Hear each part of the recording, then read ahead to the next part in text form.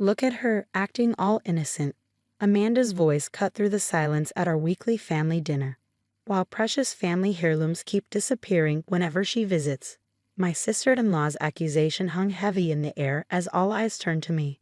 My name is Eleanor Mitchell, and at 34, I found myself the target of a calculated campaign to destroy my reputation within my husband's close-knit family. It started small.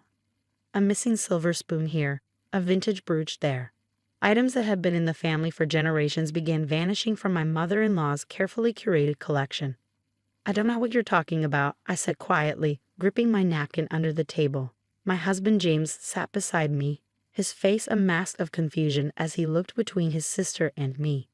"The Victorian necklace disappeared right after you helped Mom organize her jewelry box," Amanda continued, her perfectly manicured finger pointing at me accusingly.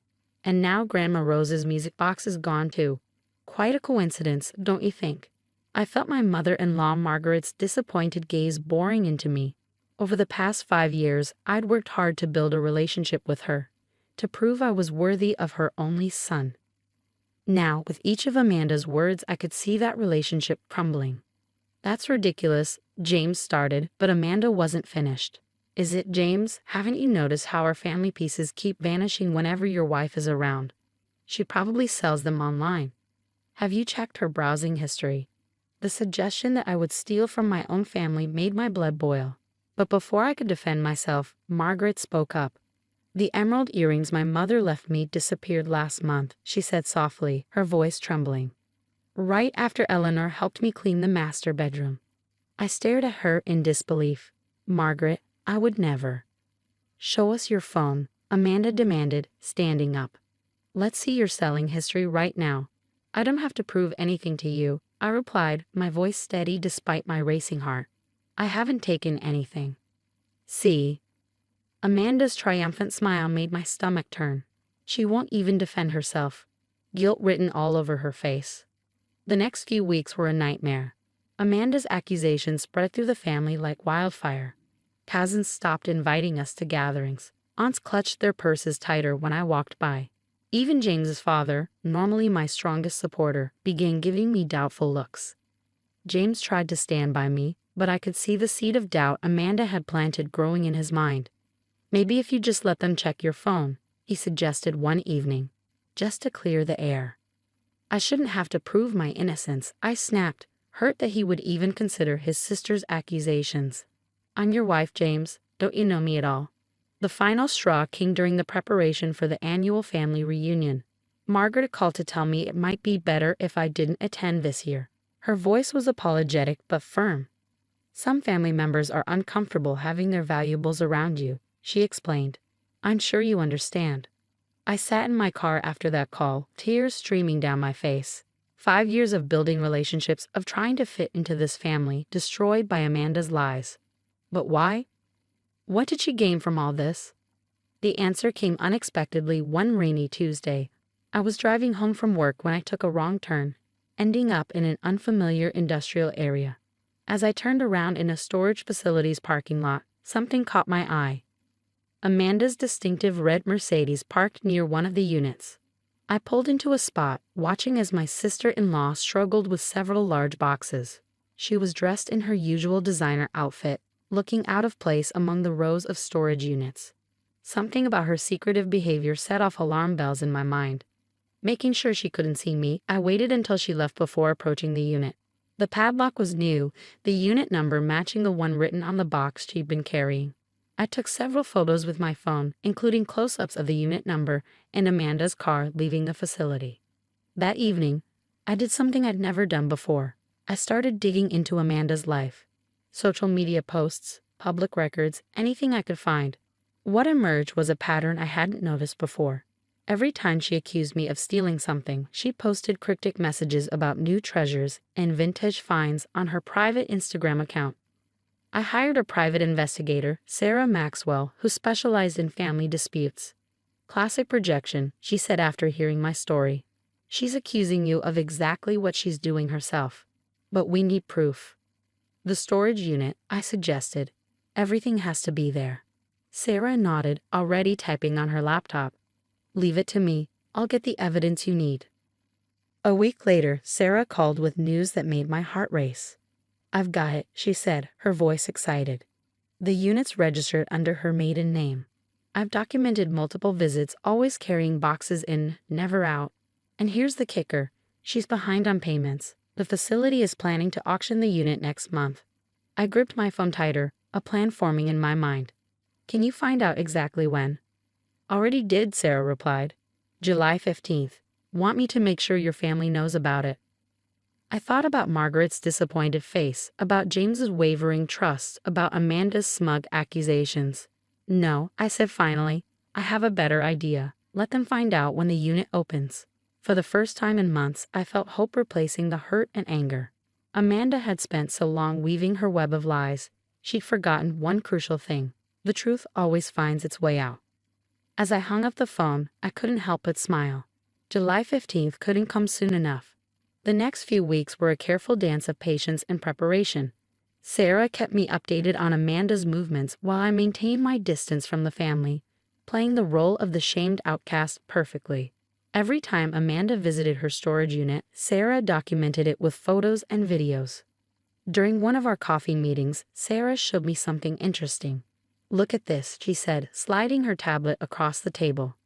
I ran a background check on Amanda's finances. She's been making regular payments to multiple storage facilities across the city. My eyebrows shot up as I scrolled through the documents. 5 different units? Why would she need so many? My guess? Sarah leaned forward, lowering her voice. "She's not just stealing from your family. This could be a pattern going back years." The revelation hit me like a thunderbolt. I remembered holiday gatherings at friends' homes where Amanda had helped organize, only to hear later about missing items. Even her ex-husband's family had mentioned disappearing heirlooms after their divorce. "She's a collector," I breathed, finally understanding. "She's not selling anything. She's keeping it all." Sarah nodded grimly. "It's more common than you'd think. Some people become obsessed with possessing family heirlooms, especially if they feel entitled to them." A memory surfaced. Amanda's face when Margaret had shown me her mother's jewelry collection for the first time. The barely concealed rage when Margaret mentioned leaving certain pieces to me in her will. She can't stand that I might inherit anything, I realized. This whole thing isn't just about stealing. It's about making sure I'm cut out of the family entirely. As July approached, I noticed Amanda becoming increasingly agitated. She started making mistakes. Twice, Sarah caught her attempting to move items between storage units late at night. Once, she left a storage receipt in Margaret's house, though she quickly retrieved it before anyone else saw. The family, meanwhile, remained firmly under her spell. Margaret had stopped calling altogether. James's father avoided eye contact at chance meetings in town. Even James seemed distant, spending more time at work and less time at home. One evening, I found him staring at old family photos. "I just don't understand," he muttered, more to himself than to me. "You've always loved my family, treasured their history. Why would you do this?" I wanted to tell him everything, to show him Sarah's evidence, but I knew he needed to see the truth for himself. Instead, I simply said, "Sometimes things aren't what they seem," and left him to his thoughts. 2 weeks before the auction, Amanda made her biggest mistake. She hosted a family dinner, proudly showing off what she claimed was a recent antique store find, a distinctive Art Nouveau vase. I recognized it immediately as one of the pieces Margaret had reported missing months ago. I casually took a photo of it, pretending to admire its design. Later that night, I forwarded the picture to Sarah, who added it to our growing file of evidence. "She's getting cocky," Sarah observed. "She probably thinks she's won, that no one will ever connect the dots." The week of the auction, I carefully set my plan in motion. I had Sarah accidentally let slip to one of Margaret's bridge club friends about the storage auction. As expected, the gossip spread quickly through the family grapevine. Amanda's panic was immediate and visible. She showed up at our house unannounced, more disheveled than I'd ever seen her. "You know something," she accused, her perfectly maintained facade cracking. "What have you done?" I met her gaze calmly. "I haven't done anything, Amanda. Isn't that what you've been telling everyone?" She left in a fury, her tires screeching on our driveway. Within hours, my phone was buzzing with messages from family members. Amanda had apparently gone on a rampage, accusing me of setting her up, of plotting against her. Her hysteria only served to make people curious about what could be in that storage unit. The day before the auction, James finally broke his silence. "What's really going on, Eleanor?" he asked, his voice tired. "Amanda's acting strange. Everyone's whispering about some storage unit and you're just calm." I took his hand, squeezing it gently. "Come to the auction tomorrow," I said softly. "See for yourself." That night, I barely slept, thinking about what the next day would bring. Years of Amanda's careful deception were about to unravel. Part of me felt sorry for her. What kind of pain drives someone to not only steal from their family, but to systematically destroy someone else's reputation in the process? The morning of July 15th dawned bright and clear. Sarah called early to report that Amanda had been at the storage facility since dawn, trying to convince the manager to let her pay the overdue balance. Unfortunately for her, the auction had already been legally advertised and couldn't be canceled. I arrived early, parking where I could see the unit but remain relatively unnoticed. One by one, family members began to arrive. Margaret and her husband came first, then various aunts and uncles. James arrived alone, standing apart from the others, his face tense with anticipation. Amanda showed up last, her designer clothes wrinkled, her hair uncombed. When she saw the gathered family, she froze, her face draining of color. "What are you all doing here?" she demanded, her voice shrill. "This is private property." "Not anymore," the facility manager announced, stepping forward with his keys. "Unit 247 is up for auction due to non-payment. Standard procedure is to inventory the contents before bidding begins." As he moved toward the unit, Amanda made a desperate lunge for him. "You can't. Those things are mine. I just need more time to pay." Two security guards gently but firmly held her back as the manager unlocked the door. The metal rattled as he lifted it, revealing what lay within. The silence that followed was deafening. There, carefully arranged on industrial shelving, sat every single stolen heirloom from the past year. Margaret's emerald earrings, Grandma Rose's music box, the Victorian necklace, even the Art Nouveau vase Amanda had tried to pass off as a recent purchase. But that wasn't all. The unit was packed with items I'd never seen before, each tagged and dated. Family treasures going back years, all meticulously organized and documented in Amanda's own handwriting. Margaret's sob broke the silence. "My mother's wedding china," she whispered, stepping forward. "You told me the movers broke it during the last house move." The dam had broken. Family members began calling out items they thought lost forever, each revelation adding to the growing horror of Amanda's deception. I stood back, watching as years of careful lies crumbled around my sister-in-law. James moved to stand beside me, his hand finding mine. "I'm so sorry," he whispered. "I should have believed you." Amanda, seeing her carefully constructed world falling apart, did the only thing she could think of. She ran. The aftermath of the storage unit revelation was like watching dominoes fall in slow motion. As Amanda fled the scene, Margaret sank to her knees among her recovered treasures, tears streaming down her face as she cradled her mother's china. Family members moved through the unit in stunned silence, identifying pieces they thought lost forever. The facility manager, witnessing the unfolding drama, agreed to postpone the auction after James explained the situation. Sarah appeared with documentation proving the item's rightful ownership, and slowly, methodically, we began the process of returning everything to its proper place. "There's so much here," Margaret whispered, as we carefully wrapped each piece. "Not just our things, but items I don't recognize." She held up an antique silver frame. "This belongs to the Hendersons. They were our neighbors 5 years ago." The revelation that Amanda's theft extended beyond family opened another chapter of complications. Sarah helped compile a comprehensive inventory, and the police became involved. Detective Wilson, a compassionate officer specializing in family crimes, took charge of the case. "This is more common than you'd think," she explained as we documented each item. "Sometimes it's about money, but more often it's about control and possession. Your sister-in-law appears to have been collecting these items for years." The next few weeks were a blur of activity. News spread through our small community, and more families came forward to claim items they thought lost. Amanda had disappeared completely. Her house stood empty, her phone disconnected. She even cleaned out her bank accounts before vanishing. James struggled the most with the truth about his sister. "I should have seen it," he said one night as we lay in bed. "All those times she accused you, she was so specific about what was missing. How could she have known unless she took the items herself?" I squeezed his hand. "She knew exactly what she was doing. She used your trust in her to blind you to the truth." The family's attitude toward me shifted dramatically. Apologies poured in, along with invitations to dinners and events. Margaret, in particular, seemed determined to make amends. She invited me to lunch one afternoon, just the two of us.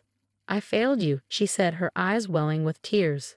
"I let Amanda manipulate me into doubting someone who has only ever shown love for this family. Can you ever forgive me?" I reached across the table and took her hand. "There's nothing to forgive. Amanda was your daughter. Of course you wanted to believe her." "But you're my daughter too," she insisted, "and I forgot that when it mattered most." The healing process was gradual. Trust, once broken, takes time to rebuild. But slowly, the family began to come together again, stronger for having weathered this storm. The empty chair at family dinners where Amanda used to sit served as a quiet reminder of how easily deception can tear apart relationships. 3 months after the storage unit discovery, we received news from Detective Wilson. Amanda had been located in Arizona, living under an assumed name. She'd been caught trying to talk her way into an elderly couple's home, claiming to be their long-lost granddaughter. The family had to decide whether to press charges. It was Margaret who made the final decision. "She needs help," she said firmly, "not just punishment. This isn't normal behavior." The court agreed. Amanda was charged but offered a plea deal that included mandatory psychiatric treatment. The evaluation revealed what some had suspected. She suffered from a severe mental disorder that manifested in compulsive collecting and manipulation. When I finally saw her again in the courthouse, she looked smaller somehow. The designer clothes and perfect makeup were gone, replaced by a simple outfit and tired eyes. "I'm sorry," she said quietly, not quite meeting my gaze. "I convinced myself you were the enemy, that you were trying to take my place in the family. It made stealing seem justified." I nodded, not quite ready to forgive but understanding better now. "I hope you get the help you need, Amanda." The resolution wasn't as neat as in fairy tales.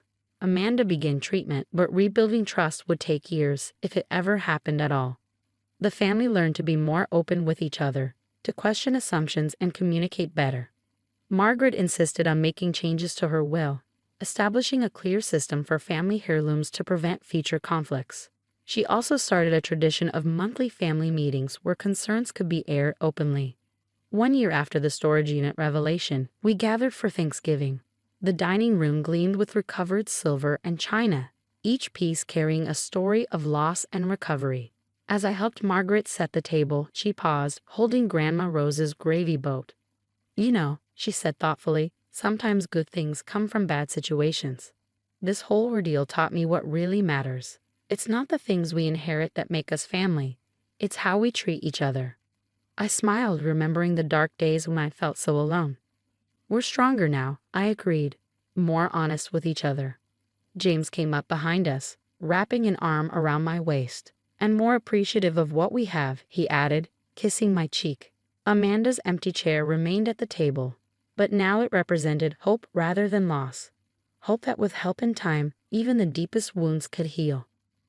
Later that evening, as the family lingered over dessert, sharing stories and laughter, I caught Margaret watching me with tears in her eyes. "What's wrong?" I asked softly. She shook her head, smiling through her tears. "Nothing's wrong. I was just thinking about how close we came to losing you because we couldn't see the truth. Promise me something, Eleanor." "Anything. Never let anyone make you doubt your place in this family again. You're not just my son's wife. You're my daughter, and you always will be." I hugged her tightly, feeling the last pieces of hurt melt away. The storage unit revelation had done more than just expose Amanda's deception. It had shown us all the true meaning of family. As I looked around the table at these people who had doubted me and then fought to make amends, I realized that sometimes the happy ending isn't about everything being perfect. Sometimes it's about learning to love more wisely, trust more carefully, and forgive more freely. Amanda's storage unit had hidden more than just stolen heirlooms. It had concealed lessons about family, trust, and redemption that none of us would ever forget. The next morning, as I helped Margaret carefully pack away the holiday china, She handed me a small box. Inside was her mother's emerald ring, one of the pieces we'd recovered from the storage unit. "This belongs to you now," she said firmly. "Not because you proved yourself, you never should have had to do that, but because you showed us all what real family loyalty looks like." I slipped the ring onto my finger, a perfect fit. Like our family, not without flaws, but precious all the same.